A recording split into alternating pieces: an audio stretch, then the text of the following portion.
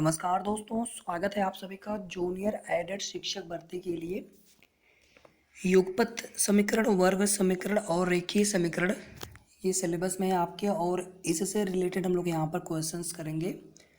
और जितने मैंने क्वेश्चंस यहाँ पे इंक्लूड कर रखे हैं, इतना क्वेश्चंस अगर आपने कर लिया अच्छे से, तो मुझे लग रहा है कि फिर यहाँ से आपका कोई भी क्वेश्चंस एग्जाम में गलत नहीं होना चाहिए। बस वीडियो को आप पूरा ज़रूर देखना है एंड तक। तो स्टार्ट करते हैं फर्स्ट क्वेश्चन से। इसके अलावा जूनियर साइंस के लिए या फिर और अदर जो वीडियोज है, आप सभी को इसी वीडियो के डिस्क्रिप्शन में लिंक सभी के मिल जाएंगे। जीके जीएस करंट अफेयर के लिए भी, या फिर आप प्लेलिस्ट में जाएंगे वहाँ से भी आपको वीडियो मिल जाएंगे। तो स्टार्ट करते हैं फर्स्ट क्वेश्चन से।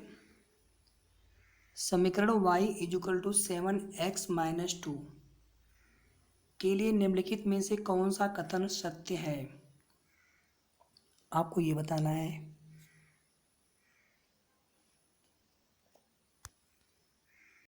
जब कभी भी आपको एक सिंगल इक्वेशन, सिंगल समीकरण दिया जाए, दो चर राशियों में हो, तो वहाँ पे एक चर राशि का मान रखते जाएंगे, दूसरे चर राशि का मान मिलता जाएगा। जैसे अगर हम यहाँ पे x का मान 1 रखें, 2 रखें, 3 रखें, तो y का मान हमें मिलते जाएंगे। 1 रखेंगे तो हमें 5, 2 रखेंगे तो हमें 12। इस तरह से हमें y की वैल्यूज मिलते चले जाएंगे। इस तरह से हम इनफाइनाइट तक x की वैल्यू इसमें रखते चले जाएंगे, तो हमें y की भी जो वैल्यू है इनफाइनाइट तक हमें मिलते चले जाएंगे। तो इसका मतलब क्या हो गया, किसी भी एक सिंगल इक्वेशन के लिए जो कि दो वेरिएबल में इक्वेशन दिया हो, उसके अनंत हल संभव हैं।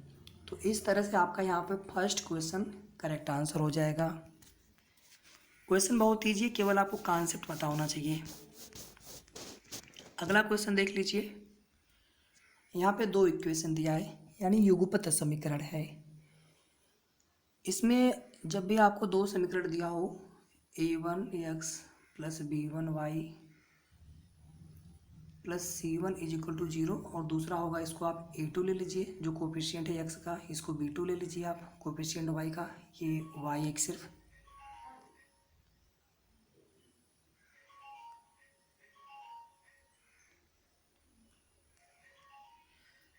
प्लस यहाँ पे c2। a1 b1 c1 a2 b2 c2 ये जो है कोफिशिएंट है, कांस्टेंट है, ये पहली चीज़ तो। और a1 b1 x और y के क्रमशः कोफिशिएंट है, और a2 b2 क्रमशः x और y के कोफिशिएंट हैं, गुणांक हैं।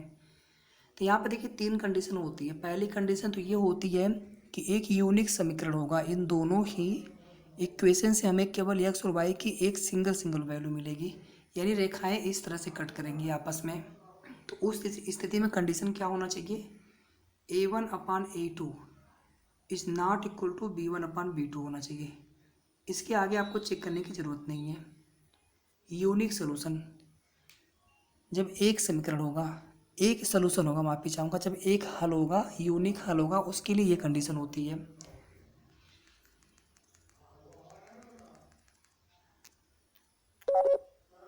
और यहीं पर जब दो समीकरण आपके ऐसे होते हैं, जैसे सपोज दैट एक समीकरण गया इस तरह से, और दूसरा समीकरण जो है इसी के ऊपर से चला गया, तो उसमें क्या होगा कि ये दोनों जो इक्वेशन होंगे, जैसे हमने यहाँ पे किया 2/4, 2 का दुगुना करेंगे हमें 4 मिल जाएगा।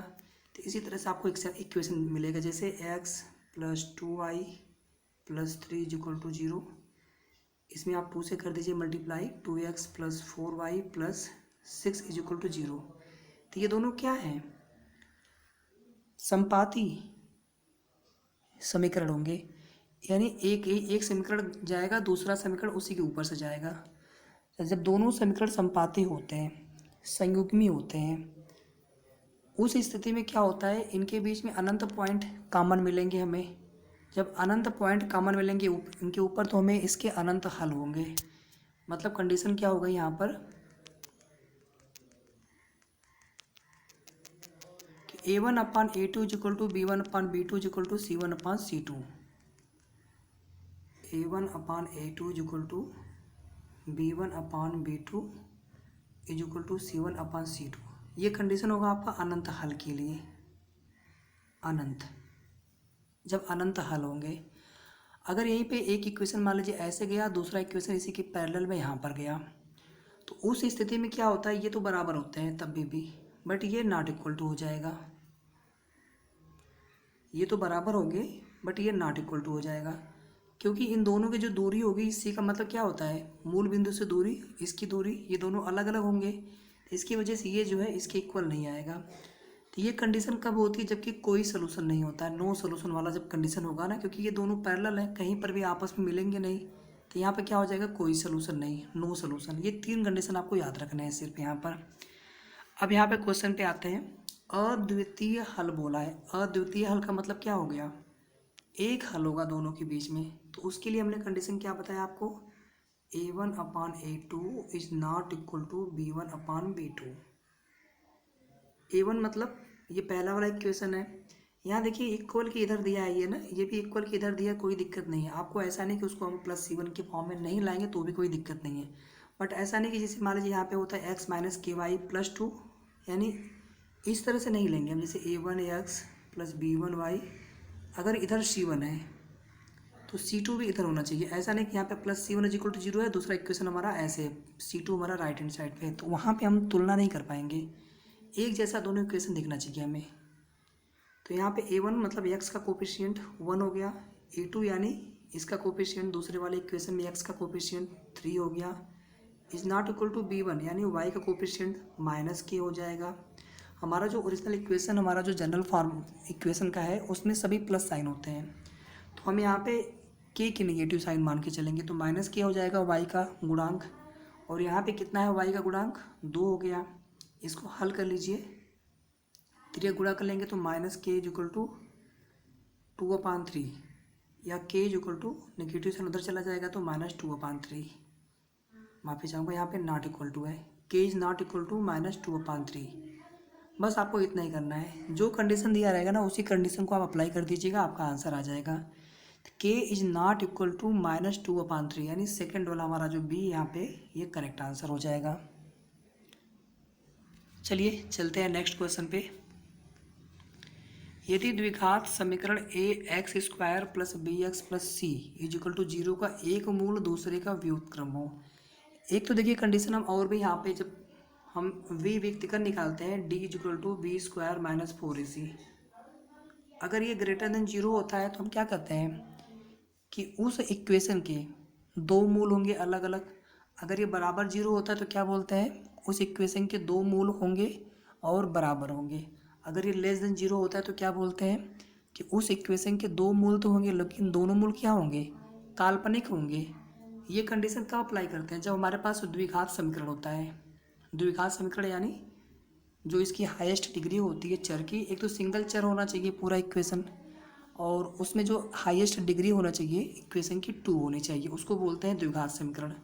दूसरा होता है द्विघात समीकरण में दो मूल होंगे, अगर त्रिघात समीकरण है तो वहाँ पे 3 मूल होंगे, उन मूलों के बीच में कुछ संबंध होते हैं, जैसे मान लीजिए इसके जो मूल है अल्फा और बीटा है सपोज दैट, तो इनका योग कितना होता है, -x का कोफिशिएंट यानी b/x² का कोफिशिएंट a होता है, और मूलों का गुणनफल कितना होता है, ये जो कांस्टेंट वाला वैल्यू c और a x² का गुणांक। एक आपको ये पता होना चाहिए। अब क्वेश्चन पे आ जाते हैं। द्विघात समीकरण दिया है, इसका एक मूल दूसरे का व्युत्क्रम है, तो पहला मूल मान लीजिए आप अल्फा हो गया, तो दूसरा मूल इसका ठीक व्युत्क्रम है तो उसको आप 1/अल्फा ले लीजिए, बीटा नहीं बल्कि 1/अल्फा ले लीजिए, क्योंकि आपको दे रखा है कि एक दूसरे का व्युत्क्रम है। तो पूछ रहा है निम्नलिखित में से क्या सही है, तो हम क्या करते हैं, पहले अगर यहाँ पे सम करेंगे तो हमें क्या मिलेगा, -b/a मिलेगा, तो इससे तो कुछ हो नहीं पा रहा है, अल्फा एलिमिनेट नहीं हो पा रहा ना।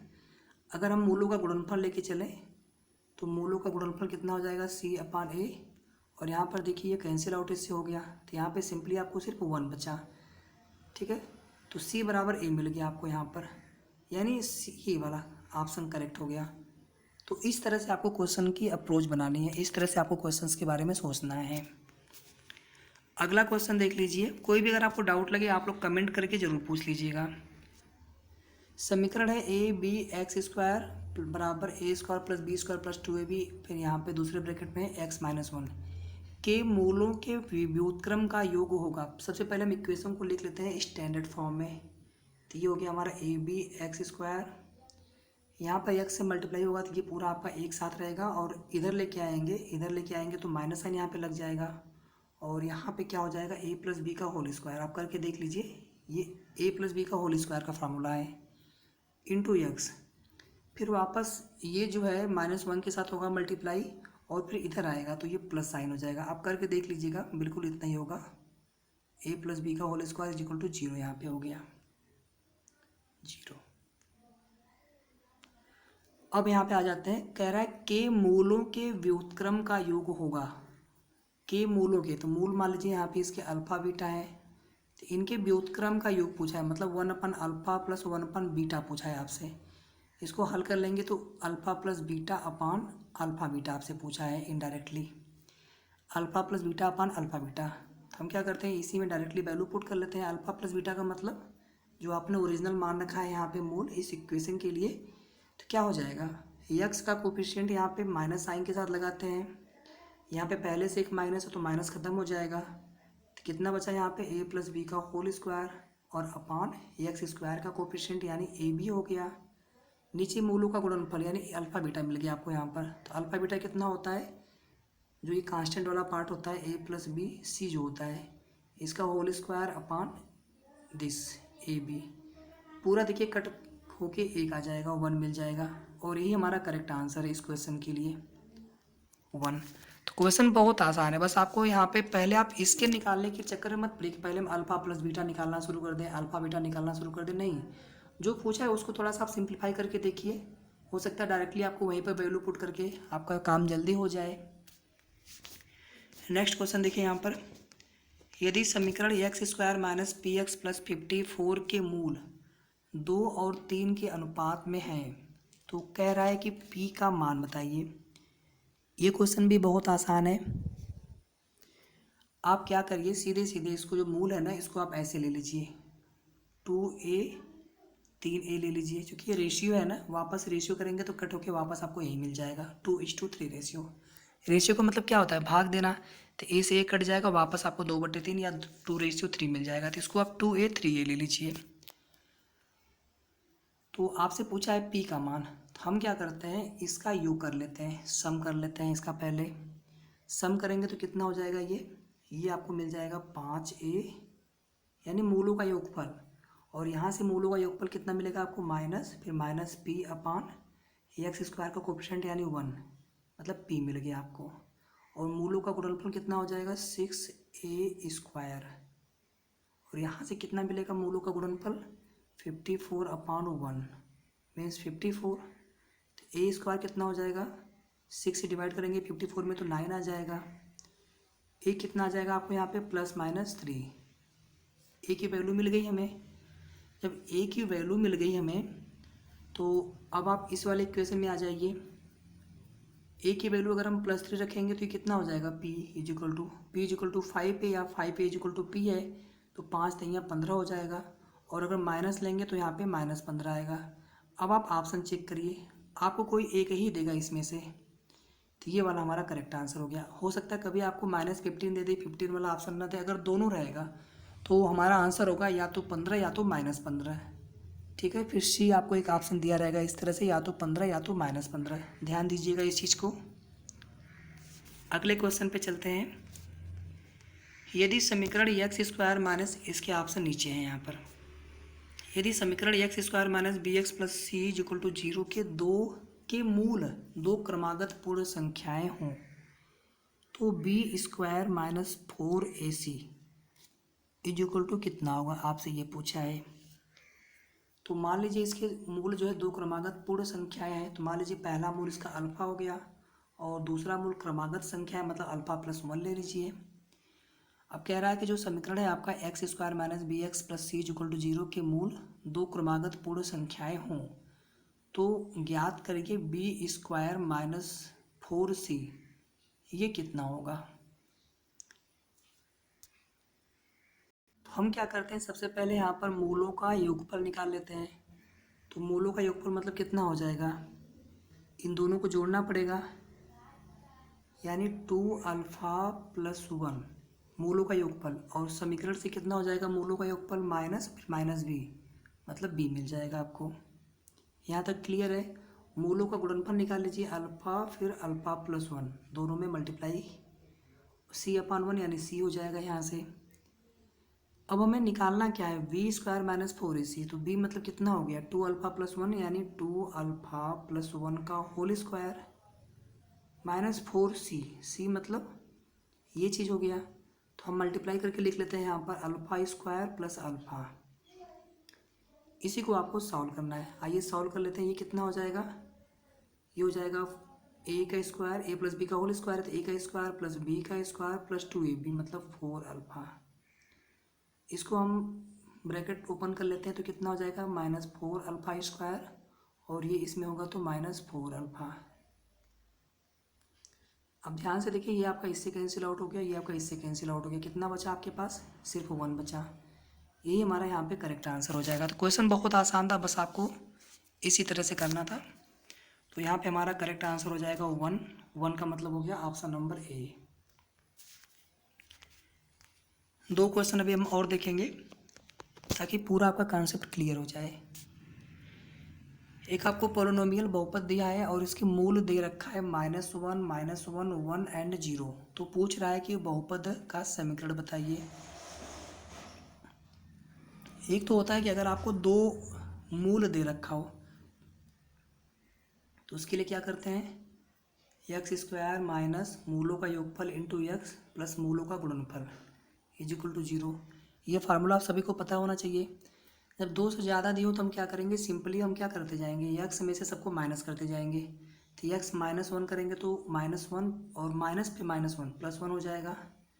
इसको करेंगे तो ये भी आपका एक्स प्लस वन, इसको करेंगे तो एक्स माइनस वन, और इसको करेंगे तो एक्स माइनस जीरो।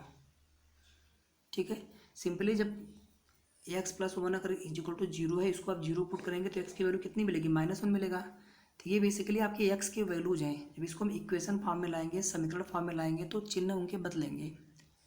अब यहाँ पर देखिए, ये तो आपका सिर्फ यहाँ से एक्स बचेगा तो हमने केवल एक्स लिख दिया, और ये दोनों आपके होल स्क्वायर बन जाएंगे, एक्स प्लस वन का होल स्क्वायर, बाकी बचा आपका एक्स माइनस वन। मुझे लग रहा है कि यहीं से आपका आंसर आ जाएगा, तो पूरा हल करने की यहाँ पे ज़रूरत भी नहीं है।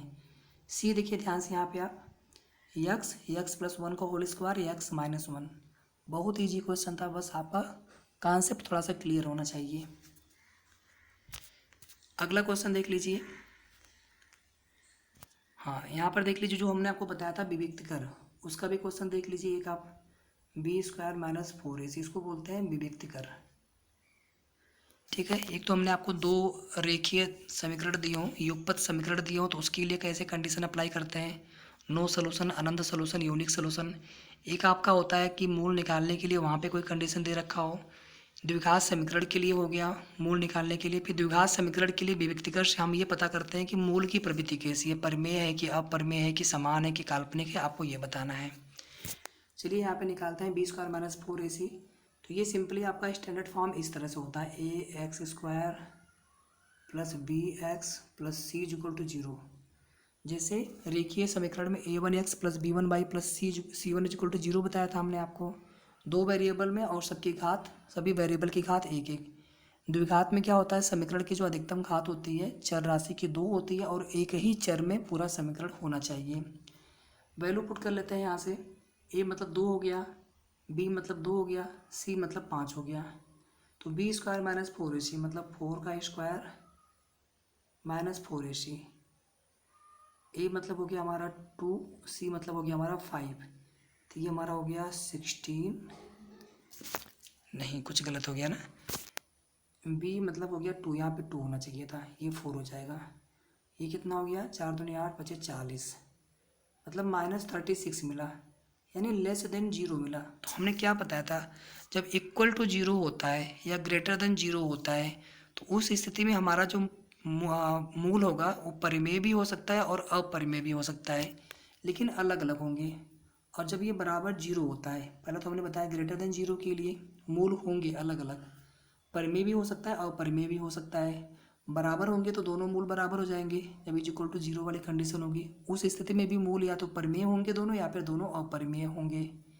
अगर लेस देन जीरो होगा तो मूल वहाँ पे काल्पनिक हो जाएंगे, तो वहाँ पे बराबर या अलग अलग मूल की बात ही नहीं, वहाँ पे सीधे सीधे क्या आंसर हमारा हो जाएगा कि मूल जो है काल्पनिक हैं। तो हमारा करेक्ट आंसर क्या हो जाएगा? डी।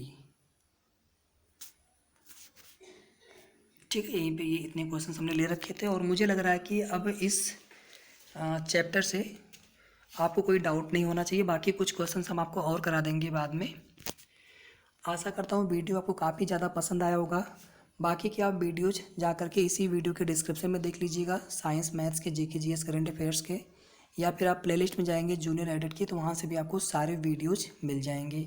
तो वीडियो को आप ज़रूर लाइक कर दीजिएगा, शेयर कर दीजिएगा और साथ में चैनल को सब्सक्राइब कर लें। जल्द मिलते हैं नेक्स्ट वीडियो में। Thank you so much.